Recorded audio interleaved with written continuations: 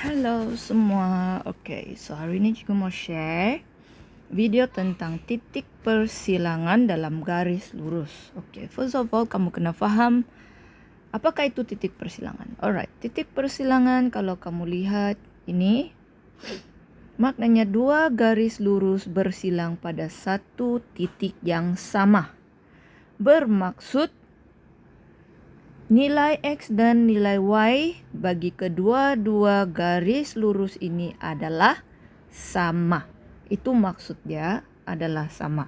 Jadi macam mana cari cara dia untuk mencari nilai X dan nilai Y bagi kedua-dua garis lurus yang bersilang ini.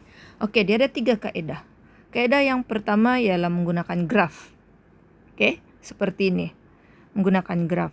Dua graf ini bersilang pada koordinat 2, 0.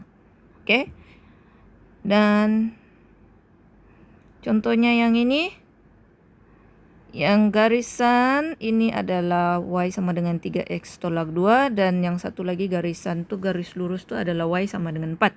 Jadi mereka berdua ini bersilang pada titik 2, 4. So, ini adalah kaedah menggunakan graf yang telah kamu belajar pada tingkatan semasa kamu tingkatan 1. Kaedah kedua adalah dengan menggunakan penyelesaian serentak. Penyelesaian serentak menggunakan dua kaedah. Dua kaedah yaitu kaedah penggantian dan penghapusan. So, ini yang cikgu mau share pada hari ini. Kaedah penggantian dan penghapusan. Kaedah penggantian dulu. Cikgu akan share satu sahaja yaitu soalan C. Soalan C di mana dia ada dua persamaan garis lurus yang berbeza. Yang berbeza. Tapi dua garisan ini akan bersilang pada satu titik yang kita tidak tahu. Inilah yang kita mau cari. Kaedah penggantian. Penggantian bermaksud kita mau ganti. Kita mau ganti sama ada X ini masuk dalam di sini atau sebaliknya. Jadi untuk memudahkan kita mesti labelkan dulu persamaan ini sebagai persamaan pertama, sebagai persamaan kedua supaya kita tidak bingung. Jadi first step adalah, langkah pertama adalah kamu mesti jadikan satu persamaan yang menjadi X ataupun Y sebagai perkara rumus. Sebagai contoh cikgu mau dari persamaan 1 nih cikgu mau X sebagai perkara rumus. Jadi kalau cikgu mau X sebagai perkara rumus, maka 5 salin balik, Y ini akan pindah jadi tolak. So jadilah sudah satu persamaan yang baru, yaitu persamaan yang ketiga. Alright. Tujuannya supaya kita boleh menggantikan X ini sebagai 5 tolak Y. Jadi kita gantikan. Alright. Ganti 3 dalam persamaan yang kedua. Kenapa mesti kedua? Sebab 1 dan 3 itu adalah persamaan yang sama. Jadi cara mengganti ialah kamu salin balik persamaan yang yang kedua. Kemudian kamu gantikan, sekarang X sudah berubah. Jadi X sudah jadi 5 tolak Y. Tujuan dia ialah supaya kedua-dua pemboleh ubah adalah Y. Tiada sudah X. Jadi darab masuk 10 tolak 2Y tolak Y sama dengan 4. Kemudian 10 tolak 3Y sama dengan 4. Pindahkan. Selalu di sini mistake murid adalah negatif dia tidak tulis. Dia lupa. Padahal negatif itu adalah milik 3Y. Jadi jangan lupa negatif. 4 tolak 10. Oke. Kemudian negatif Y sama dengan negatif 6. Oke.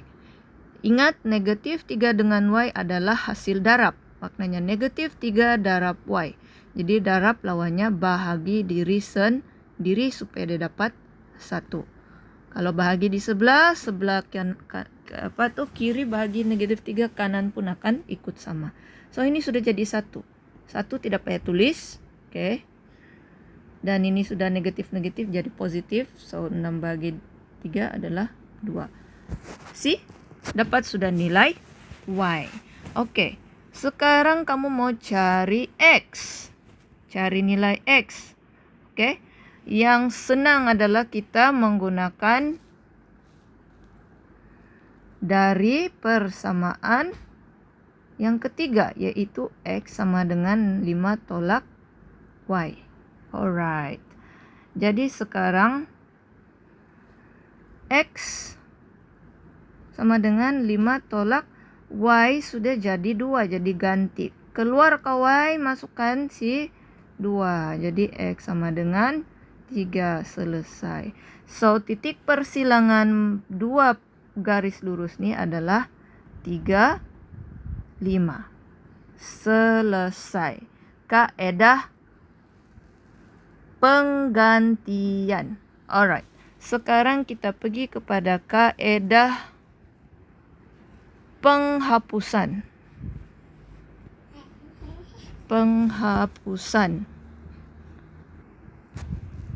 Kaedah penghapusan. Alright. So, cikgu guna soalan yang sama supaya kamu nampak dia punya jawapan tu. Oke, cikgu guna soalan yang sama. Cikgu guna soalan yang berbeza lah. Ini soalan C juga.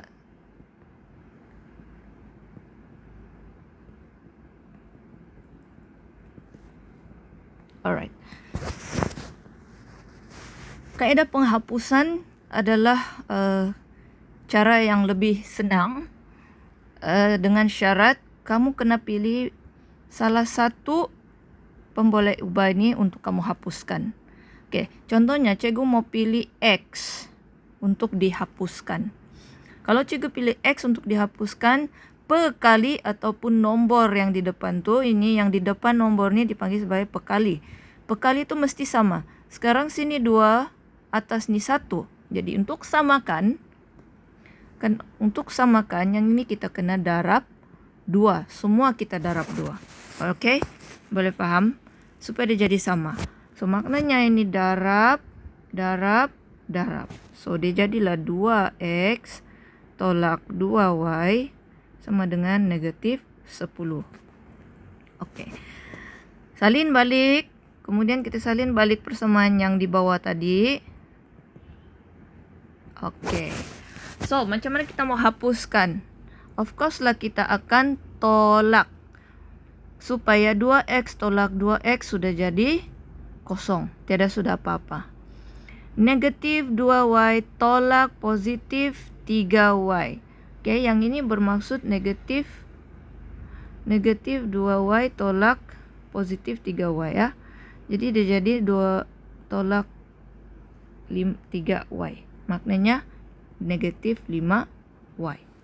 Sama dengan negatif 10 tolak negatif 10. Maknanya negatif 10 tambah 10 jadi kosong. So, maksudnya Y adalah sama dengan kosong. So, selesai untuk Y. Jadi, kita mau cari X lagi. So, juga akan guna persamaan yang pertama ini tadi. Jadi, X tolak Y sama dengan negatif 5.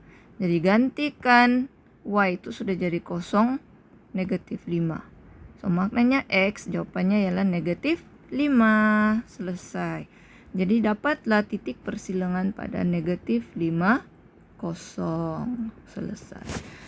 So, itu sahaja untuk titik persilangan. Kena ingat ini, kaedah-kaedah ini sangat penting. Okay, thank you very much.